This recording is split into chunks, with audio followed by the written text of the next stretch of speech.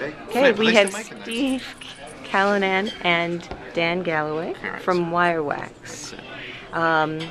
So tell us a little bit about your company and tell us a little bit about the announcement that you just made today at the TV of Tomorrow. Okay, so wireWAX is a self-serve platform for making videos interactive.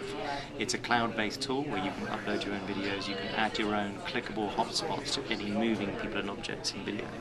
So it's very well established in the online browser, the tablet and the mobile space, where you can obviously interact with video content within the browser or within a web environment. Big thing for us is actually translating that onto the big screen. The TV that you have in the corner of the room, where obviously that's a very disconnected device in terms of, obviously we have smart TVs, but the content itself isn't connected up at all. So we always say that, computers and televisions have pixels and they understand how to arrange those pixels in a certain way, but they don't necessarily know what those pixels represent. They have no idea that those pixels represent, an image of your friend or a product you'd like to buy. And so that's what today's all about how we are working with Virgin Media on a prototype where you can interact with the television using a Microsoft 360 Connect.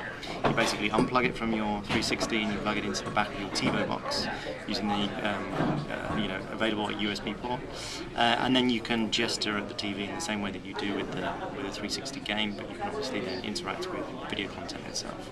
And we did a short demo this morning on stage, just to kind of show you a crude sort of prototype of how that would work and demonstrate how in the sort of living room environment how that would actually work. So how does this impact the viewer experience? Well, it's much more akin to the web experience. I think video's got a transition to go through in itself because, when you're on the web, you look at something, and you decide to go on go down that avenue and then come back to your core and then focus on that something else. So video, at the moment, has been a passive lean-back experience. It has been for millions of years. It's a box that sits in the edge of the room. So audiences are now having to go through a transition, and so is the medium of being interactive. So in the context of this gesture controlled, you reach up, you stop. Well, I'm interested in that at this point. Then you go have a look at what that is. Perhaps you just add it to your wish list or potentially even buy the item, and then you continue with the experience. So it is interruptive, but when you as the viewer decide it's going to be interruptive. So if you want to relax, you want to sit down and watch something, it's not going to be an obscuring experience, it's not going to be in your vision, but when you reach up and you wave at the television, it will then enable the interactive. You then gesture towards something you're interested in, and it will display that item that you've gestured towards. So it's all about transitioning from being a push-down approach from the top to being viewer-centric. The viewer decides when they want to interact, and they decide when they want to buy something. That's what it's about. It's just answering a problem that's been around for a long time. We've all watched video content, we've all watched the TV and wondered what someone's wearing or where we can buy a certain thing, or just finding out more information about a presenter or an actor or other films that they've been in, other movies, order something else on Netflix that this actor's been in and that sort of stuff. You can do all of that with the power of wireWAX in that TV environment. So this is for both short-form advertising content and long-form program content. Yeah, so we've just developed a platform and people use it in different ways. So when it's away from the TV, the most prominent place that it gets used is for fashion and retail, because they have video content of models wearing clothes that they just want to sell. And our technology just plugs that gap. So it allows the viewer to click on stuff and buy it. In the TV environment, then it just provides another solution for the problem that exists where you can't interact with moving people and objects in video in any way at the moment. And so it might just be about commercial opportunities, it might be about buying stuff where there's product placement, or it might be, like I said before, just gleaning information, just allowing the viewer to get the information that they've always wanted.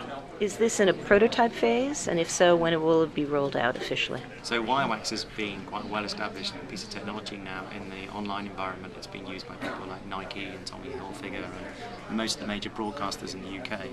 The only thing that hasn't happened yet is, like I say, is the translation of this onto the TV. So this prototype that we're building now is something that we're working on with Virgin Media, and hopefully it will be rolled out in the next sort of 12 months or so when they see fit. So, what do you think will be the TV of tomorrow? Well, certainly what we're trying to develop is a tool that makes video intelligent. I know it sounds cheesy, but that's what we're doing. At the moment, the video medium is passive, it's dumb, it's stupid, and all we're trying to do is let everybody know, let the rest of the web know what exists within the content, making it intelligent.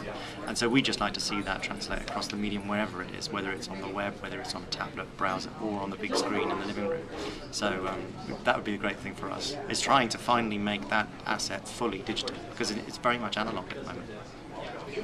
Yeah, and I think it's again about being viewer focused. So, you know, we've got to think about interactivity and the TV of tomorrow from the viewer outwards. There's no point just trying to monetize models before we've actually got people wanting the models. I think that's difficult for old television to get their head around sometimes, because you know, we're no longer dealing with a very simple mechanism. We make programs, we advertise alongside them. We're talking about advertising being part of the programs, built into the content itself, and you know, giving an incentive for viewers to want to engage and giving them a value for engaging. So I think there's a whole mind shift here, and so the TV of tomorrow will be viewer focused. Whether it happens with the cooperation of the rest of the media industry, or whether it happens through the likes of YouTube and domesticated user generated video, is yet to be seen.